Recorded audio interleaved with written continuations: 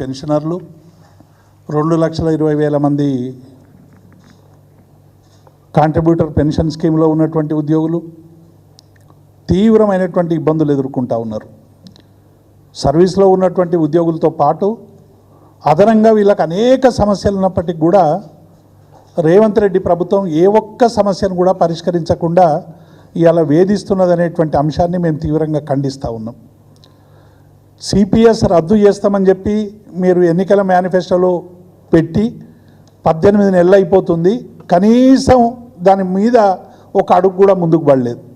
కనీసం సిపిఎస్ రద్దు కోసం చేస్తున్నటువంటి అంశం పక్కకు పెట్టి ఇవాళ 2,20,000 మంది ఉద్యోగులకు సంబంధించినటువంటి ప్రాణ అకౌంట్లో జమ చేయాల్సినటువంటి ఏదైతే మంత్లీ 10% ఉద్యోగి వేతనం నుంచి ఇస్తారో దీనికి సంబంధించినటువంటి 13 నెలలు ఇవాళ నవంబర్ 1, 2024 నుండి నవంబర్ వరకు దాదాపు 11 నెలలు, ఏప్రిల్ మేది కలిపి మొత్తంగా కూడా 13 నెలలకు సంబంధించినటువంటి ప్రాణ అకౌంట్లో జమ చేయాల్సినటువంటి ఏ ఒక్క రూపాయి కూడా ఉద్యోగుల డబ్బు జమ కాలేదు, ప్రభుత్వం ఇవ్వాల్సింది ఇవ్వలేదు. కేవలం ప్రభుత్వం నిధులు మంజూరు చేస్తున్న తప్ప ఎస్టీఓలలో దీనికి సంబంధించినటువంటి ఏ చెక్కు కూడా క్యాష్ కాకపోవడం వల్ల ఈక్యూబేర్లో పెండింగ్లో ఉండడం వల్ల ఇలా ఉద్యోగులకు సంబంధించినటువంటి టోటల్ అమౌంట్ కూడా ఇలా పక్కదారి పడుతున్నది. ఈ డబ్బంతా ఏం చేస్తున్నారని మేము రాష్ట్ర ప్రభుత్వాన్ని ప్రశ్నిస్తూ ఉన్నాం. ఒకవైపేమో సిపిఎస్లో ఉన్నటువంటి ఉద్యోగులకి డబ్బు జమ కాకుంటే వాళ్ళ పెన్షన్లో కోత పడుతుంది. 60% ఏదైతే డబ్బులు ఇవ్వనో ఆ డబ్బుల్లో నుంచి అనేక ఇబ్బందులు ఎదుర్కొనేటువంటి అవకాశం ఉంటుంది. కాబట్టి ఈ 24,000 కోట్లని వార్తలు వస్తూ ఉన్నాయి. 12,000 కోట్లు ఉద్యోగులకు సంబంధించినవి, 12,000 కోట్లు మరి ప్రభుత్వం జమ చేయాల్సినటువంటి ఈ 24,000 కోట్లకు సంబంధించినటువంటి అంశంలో ఇవాళ అంత గందరగోళం చెలరేగుతూ ఉంది.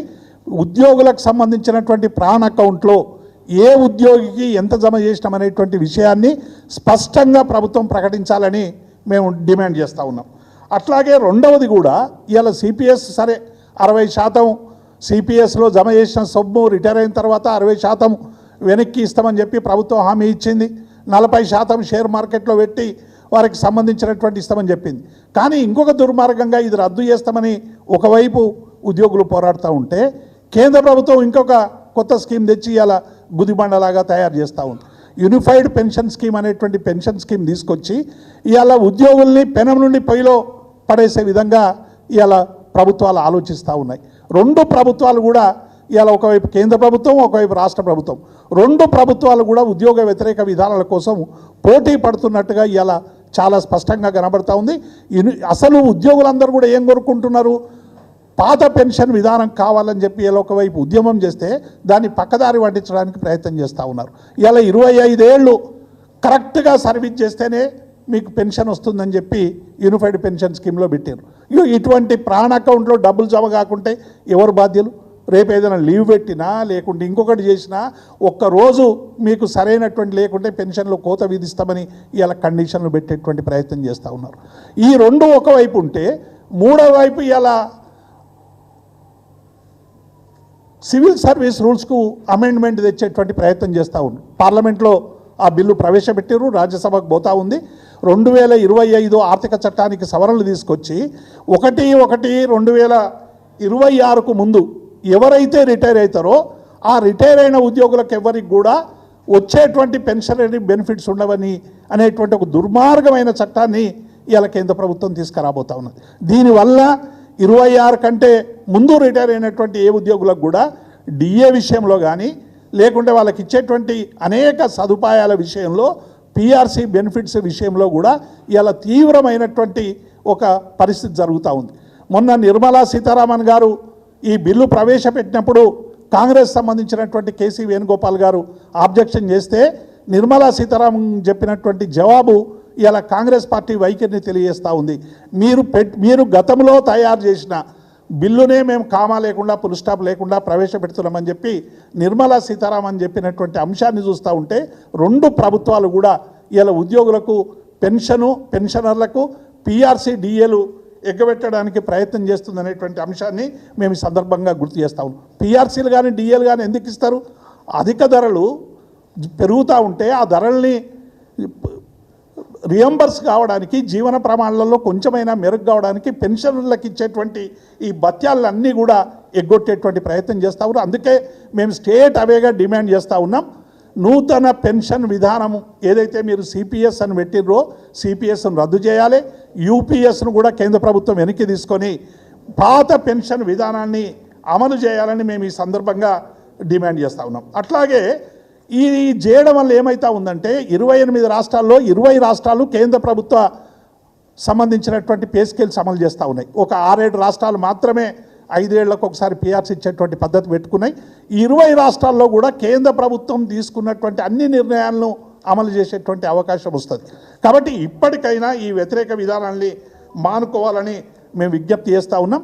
అట్లాగే మరి ఈ రాష్ట్రానికి సంబంధించి కూడా మొన్న మేమందరం కూడా డిమాండ్ చేసిన తర్వాత అసలే ఇవ్వనన్నటువంటి కరువు భత్యంలో ఒక కరువు భత్యం విడుదల చేసి 6 నెలల తర్వాత ఇంకో కరువు భత్యం విడుదల చేస్తామని చెప్పి అది కాలేదు. హెల్త్ కార్డులకు సంబంధించినటువంటి ముందడుగు వాళ్ళు లేదు.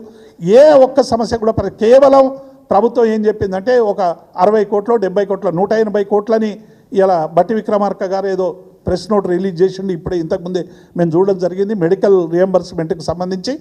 మరి ఎక్కడ కూడా చాలామందికి సంవత్సర కాలం నుంచి పెండింగ్ ఉన్నాయి, ఎవరు కూడా మాకు రిలీజ్ కాలేదని చెప్పి మరి మెసేజ్లు పెడతా ఉన్నారు.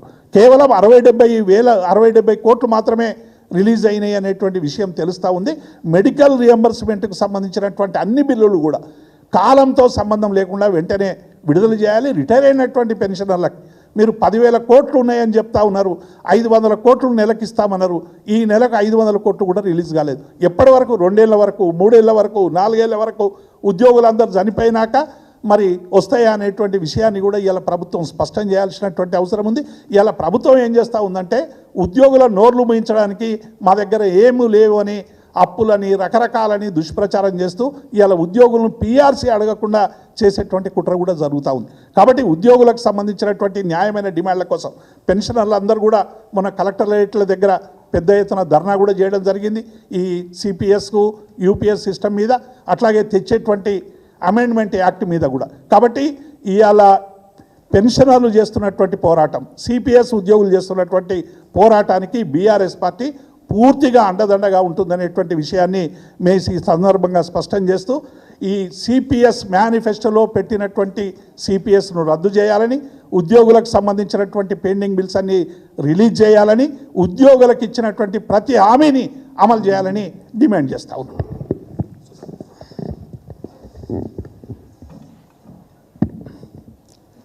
ప్రింట్ అండ్ ఎలక్ట్రానిక్ మీడియా మిత్రులందరికీ కూడా నమస్కారాలు.